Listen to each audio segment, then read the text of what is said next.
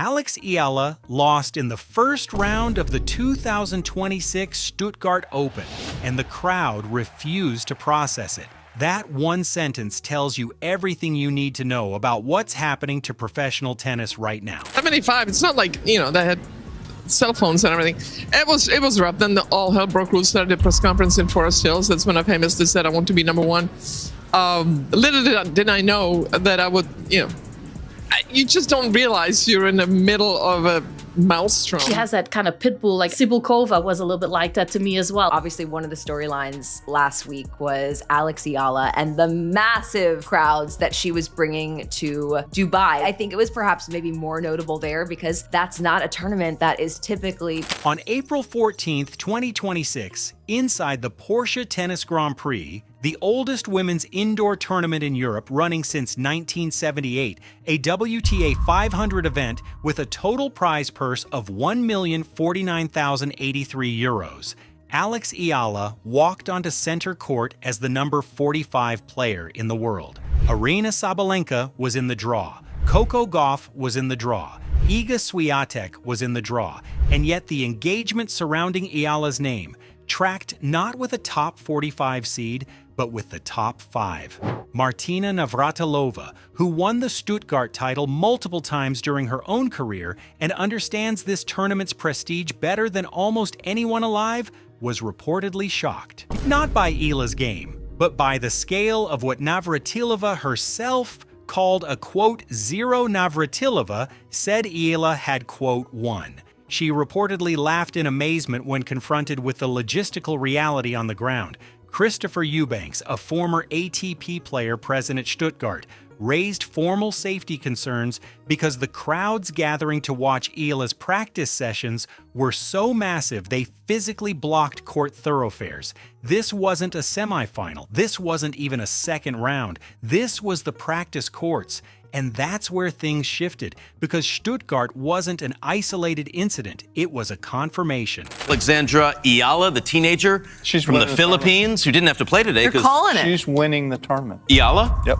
Oh, wow. Why do you say that? Mic drop from Anacomb. I don't have to elaborate. How is she going to beat Iga? No, I think, look, it's been so much fun to watch her play. I love the fact that she's been able to take power and use it against her opponent. I think Iga probably has a little too much horsepower and experience for her in all seriousness. Are you stepping back now? Yeah, but I want... This is how I get the microphone. This is how I get my ability to talk. Earlier in the 2026 season in Dubai, the tournament director reportedly ran out of tickets the moment Eala's matches were confirmed. In Indian Wells, attendance records were attributed in part to the surge of interest surrounding her debut as a seeded player.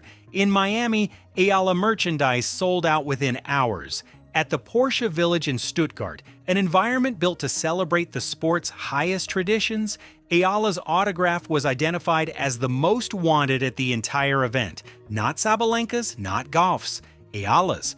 By the end of 2025, she'd accumulated $1,363,685 in career prize money, nearly doubling her total in a single season. Tournament sponsors, specifically Porsche, had already analyzed Southeast Asian market growth and fan engagement data before investing in her presence, concluding she offered a ____2___. But what Porsche's analysts may not have fully accounted for was this. The match result would be irrelevant to the cultural transaction taking place in Stuttgart. I say something really out. Big hot. Fans had come to watch their player, and I'm wondering if you can tell us, in terms of her actual tennis, what is it that she does so well? Well, there's a lot of things that she does really well, and I think there's a lot of things that make her opponents feel very uncomfortable. One of the things that she can't control is that she's a left-handed. There's always something about playing a left-hander that you get pulled out of the court a little bit differently. Her forehand is really good, but I think her backhand is better. Her backhand is a little bit more of an aggressive shot. The combination of her aggressive baseline shots with her backhand and then the ability to hit a heavier spin and make your opponents to kind of step back a little. The match against Leylah Fernandez was scheduled as the third contest on center court, starting around 11 p.m. Manila time. A scheduling detail that guaranteed massive viewership from the Philippines regardless of the hour. Fernandez, the 2021 U.S. Open finalist, came in with a 4-9 record for the 2026 season. She won 20 of the first 26 points. She broke Eala's serve in the second game, went up 2-0, and won 5 consecutive games from there. The first set closed 6-1 in just 36 minutes.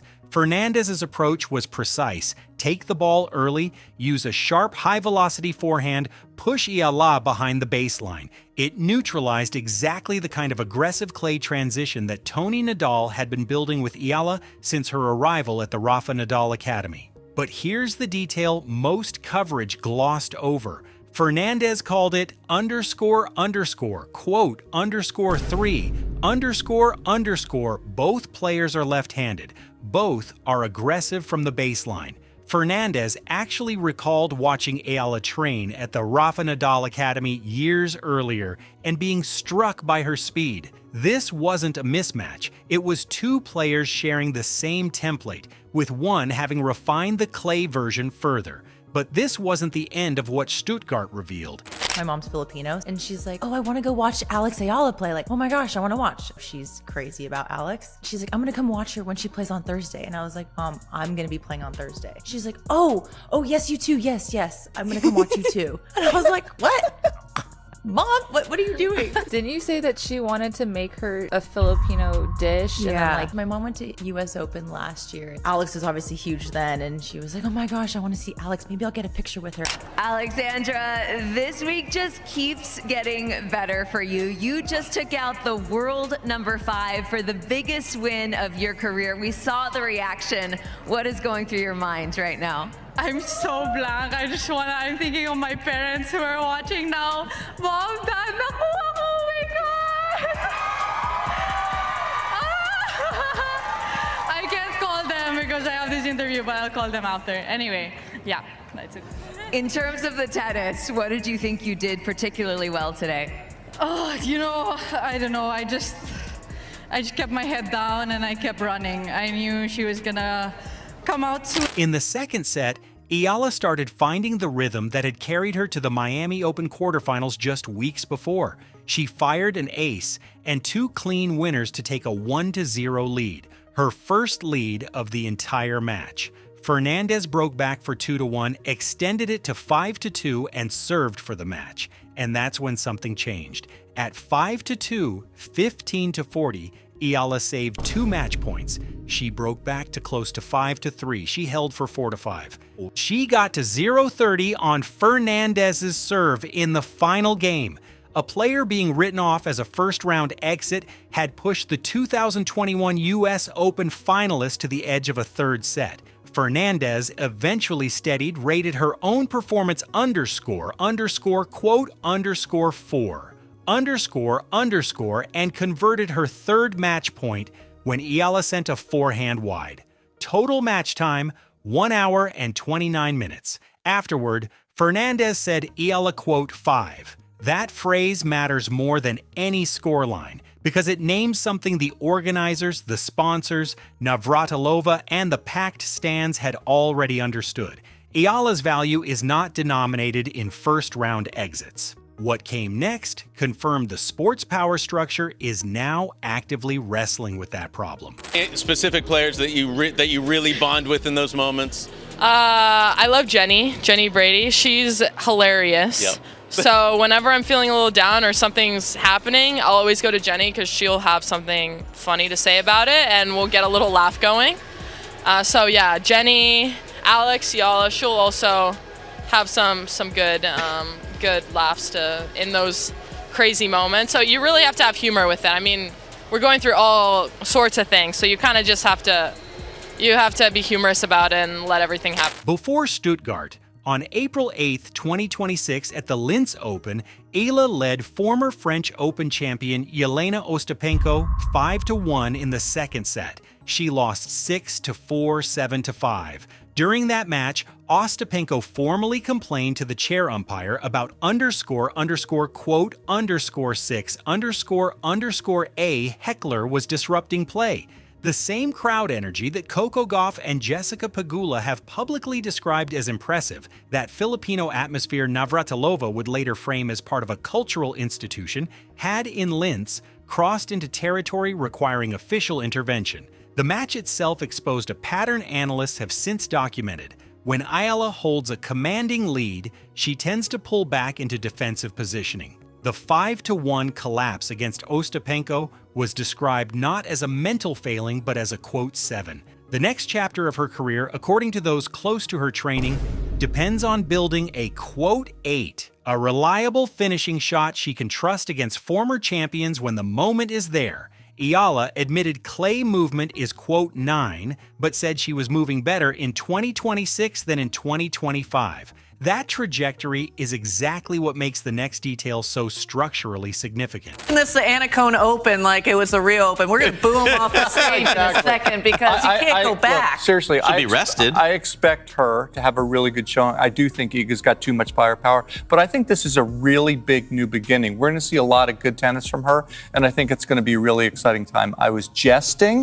I think she's going to be a little bit short tomorrow. Oh. But see how I got tomorrow? You went all the way to the title. I got and now control of the microphone that way. As soon as I did that, you guys were like, "Let me listen to what all." You are the first woman from the Philippines to defeat a Grand Slam champion. Also the first woman from the Philippines to defeat a top 10 player in the last 35 years. What does this mean not only for you and your family, but for your whole country? You have to ask the country. I don't know. What do you think? I feel like, growing up, it was tough because you didn't have anyone from where you're from to pave the way, and of course you had many people to look up to around There's a story that circulated widely on YouTube and social media in early 2026. A referee had been banned following a controversial call against Alex Eala.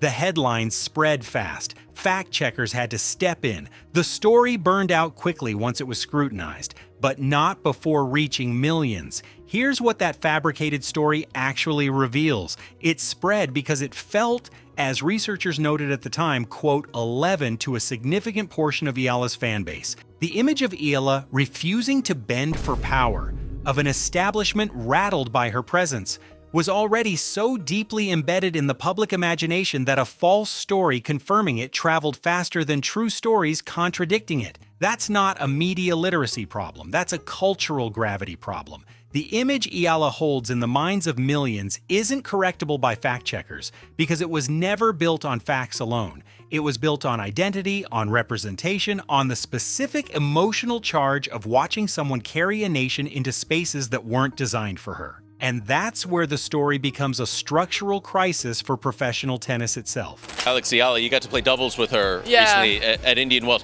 What's the experience like being on the court with all of her fans around? And then they're cheering for you too now.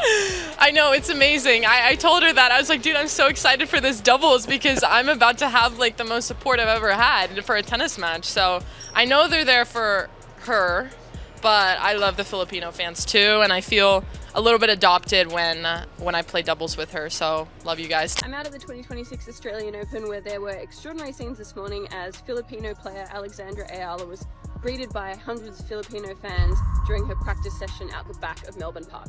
Eala is number 49 in the world and she's really captivated the hearts and minds of the Filipino community here in Melbourne after she became the first Filipino player to win a Grand Slam match at the US Open in 2025. Reports confirmed in 2026 that sponsors had applied pressure on tournament organizers and the WTA to provide wildcards to Eala, not based on her ranking, but to avoid ___ quote _13 _ in potential engagement and ticket revenue.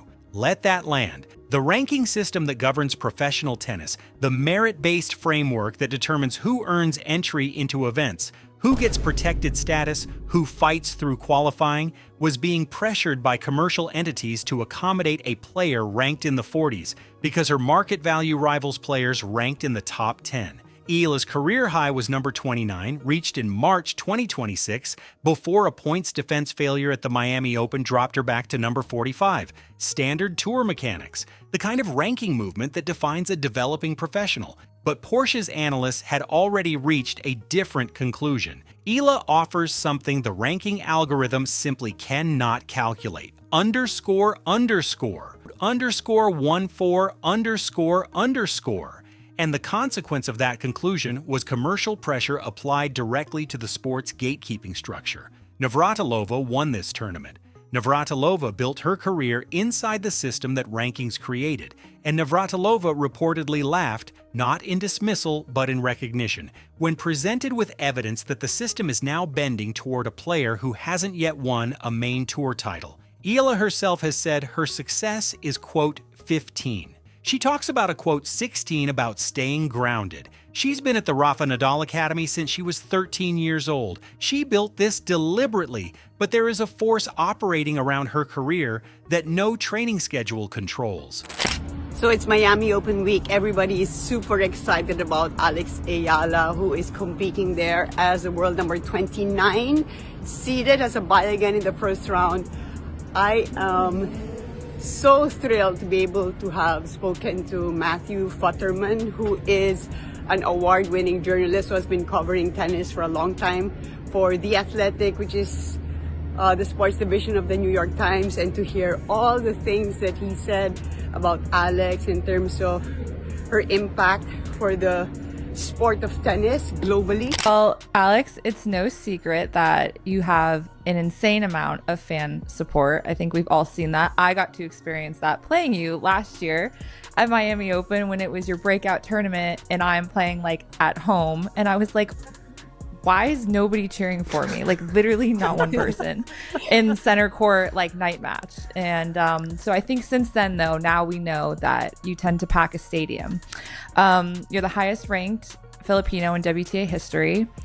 When did you first have the feeling when you were playing in like a full stadium, now that you've played in many, that you're like, wow, I'm kind of famous? I didn't want to believe it at first because I feel like because I've had a couple, especially this past year when I play in the big tournaments, like the Filipinos will show. Filipino fans in Stuttgart filling the stands, creating a home-like atmosphere 10,000 kilometers from Manila, said after Eala's loss that they were underscore, underscore, quote, underscore 17, underscore, underscore, not consoled. Not disappointed in any way that diminishes. Still proud in a register that makes clear the pride was never conditional on the outcome. Navratilova's final word on Stuttgart was that the real story of the girl who can detonate the Filipino internet is one. The sport is still learning how to manage. Eala is now scheduled for the Madrid Open, her first WTA 1000 clay event of the season. The rankings will update, the points will accumulate or disappear. The technical work on clay will either come together or take longer than expected. But the question Stuttgart left open isn't about Alex Eala's game. It's about what happens to a sport when the market decides ranking no longer determines value, and whether the institutions built to protect competitive merit are even equipped to survive that reckoning.